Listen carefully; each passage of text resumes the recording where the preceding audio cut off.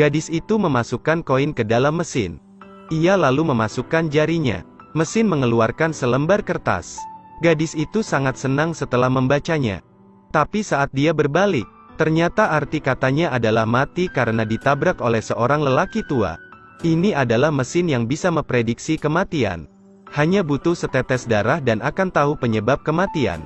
Mari kita lihat orang selanjutnya. Di atas kertas kematiannya ditulis karena kecelakaan terjun payung.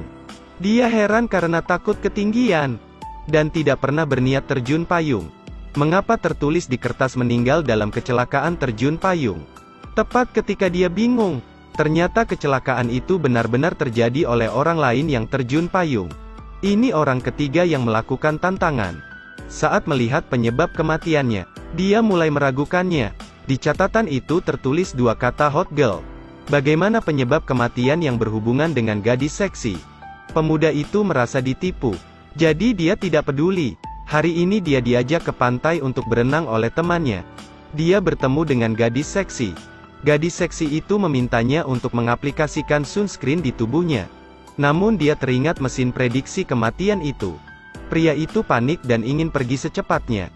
Tepat ketika dia berbalik untuk pergi, gadis seksi itu memanggilnya. Dia memutar kepalanya. Seorang gadis yang terbakar menerjang ke arahnya. Ternyata kematiannya dibakar sampai mati gadis yang terbakar.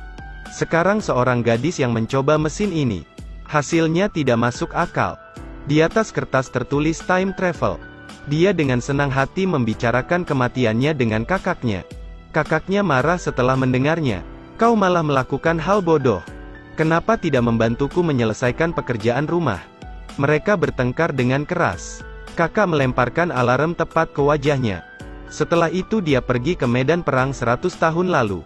Ratusan tentara dengan senjata membidik ke arahnya. Orang terakhir yang mengikuti tantangan adalah paman ini. Di atas kertas terlihat kata beruang. Paman berpikir apakah madu beruang kecil yang paling dia suka makan.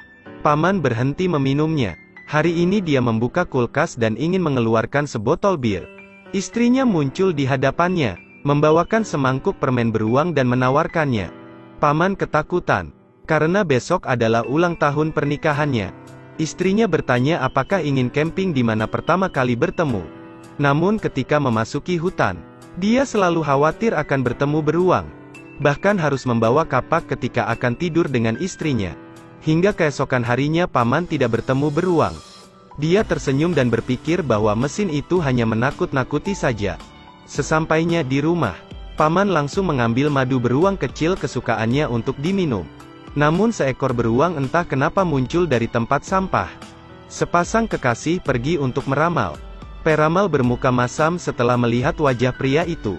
Tapi dia tidak buru-buru meramalnya, tetapi meramal kepada wanita itu terlebih dahulu. Saat gadis itu berbicara, dia menulis catatan. Kemudian diam-diam memberi catatan kepada pria itu. Ia tidak mengerti apa maksud peramal. Dalam catatan tertulis seseorang mengikutimu. Dia menoleh untuk memeriksa lagi.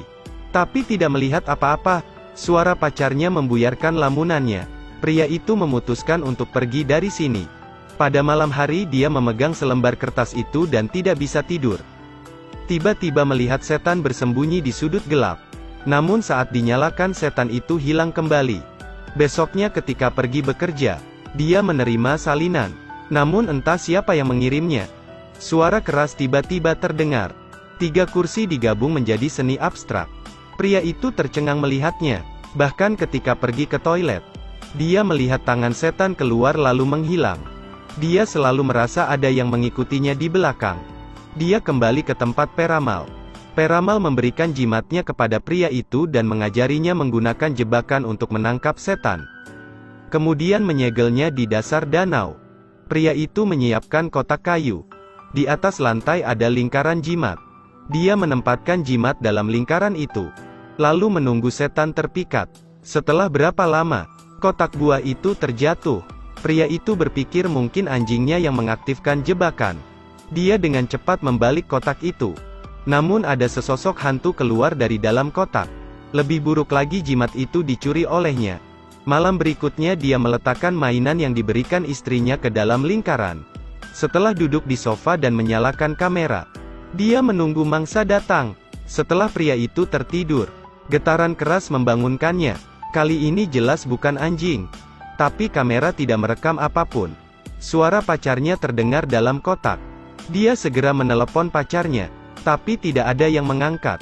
Hal ini membuat pria itu semakin yakin yang ada di dalam kotak itu adalah setan. Dia segera pergi ke tepi danau, membuang kotak ke dalam danau. Namun sesampainya di rumah, ia melihat badan pacarnya basah. Dan samar-samar di belakangnya terlihat setan yang menakutkan. Cerita pun berakhir. Terus ikuti Edelweiss Review untuk mendapatkan update cuplikan film terbaru.